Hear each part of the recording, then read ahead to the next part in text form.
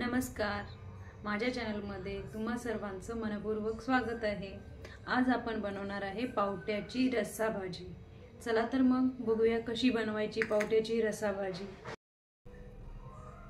तर पावट्याची रस्सा भाजी बनवण्यासाठी आपल्याला सर्वप्रथम खोबरे, शेंगदाणा, थोडासा तीळ, लसूण आणि अद्रक यांचं वाटण लागणार आहे। ते वाटण आधी आपण बनवून घ्यायचं आहे।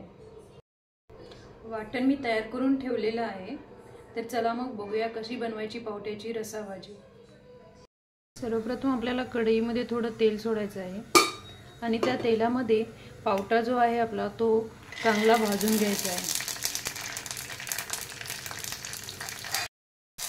पावटा चांगला भाजला गेला आहे। आता तो आपण एका प्लेटमध्ये काढून घ्यायचा आहे।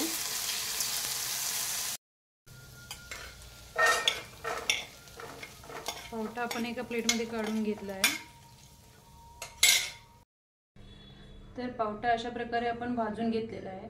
हा जो भाजून घेतलेला पावटा आहे तो आपण खलबत्त्यात जाडसर वाटून घ्यायचा आहे किंवा मिक्सरमध्येही थोडा जाडसर वाटून घेतला तरी चालेल, किंवा असाच अखंड पावटा जो आहे तो आपण कुकरला शिजवून घेतला तरीही चालतो।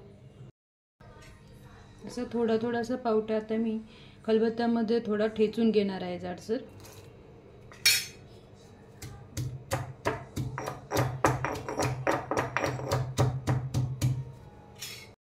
अशा रीतीने जो भाजून घेतलेला पावटा होता तो मी खलबत्त्यामध्ये जाडसर वाटून घेतलेला आहे।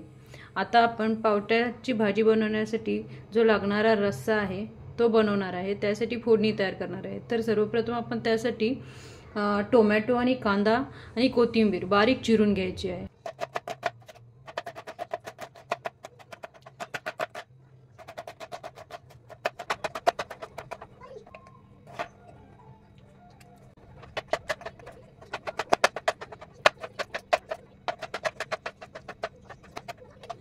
या रीतीने आपल्याला पावट्याचा रस्सा बनवण्यासाठी लागणारे जे काही कांदा, टोमॅटो, कोथिंबीर, वाटून घेतलेला पावटा आणि रस्सा भाजी बनवण्यासाठी जे वाटण जे आहे ते सर्व तयार आहे। चला मग आता बनवूया आपण पावट्याची रस्सा भाजी। प्रथम आपल्याला कढईमध्ये थोडंसं तेल टाकायचं आहे। गरम झालेलं आहे, त्यामध्ये आपण जिरे आणि मोहरी टाकणार आहे। तडतडली आहे, आता आपण त्यामध्ये कांदा टाकणार आहे। तेलामध्ये चांगला परतून घ्यायचा आहे। थोडी हळद घालायची आहे। आपण फोडणीमध्ये वाटण घालणार आहे। जे खोबरे, शेंगदाणे, तीळ आणि लसूण अद्रकचं आपण वाटण बनवलं होतं ते वाटण जे आहे ते आपण फोडणीमध्ये घालून चांगलं परतायचं आहे। वाटण आता चांगलं भाजलेलं आहे। आता आपण फोडणीमध्ये लाल तिखट घालणार आहे थोडंसं।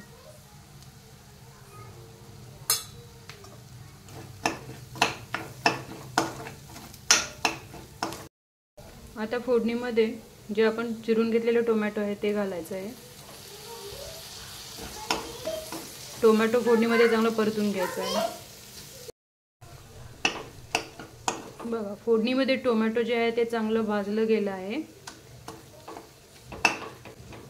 आता आपण फोडणीमध्ये थोडीशी धनापूड घालणार आहे आणि थोडीशी जिरेपूड घालणार आहे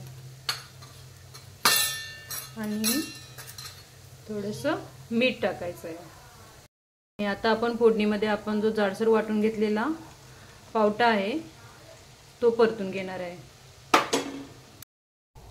पावटा जो आहे तो फोडणीमध्ये चांगला परतला गेलेला आहे। आता आपण या फोडणीमध्ये गरम पाणी घालायचं आहे। तर मी आता फोडणीमध्ये गरम पाणी घालत आहे।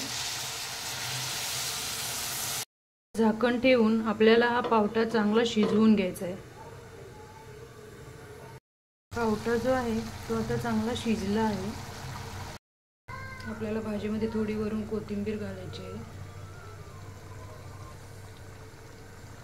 अशा रीतीने पावट्याची ही झणझणीत, चमचमीत आणि दाटसर अशी ही रस्सा भाजी तयार आहे। तुम्हीही नक्की करून बघा आणि रेसिपी आवडल्यास लाईक, शेअर करायला विसरू नका।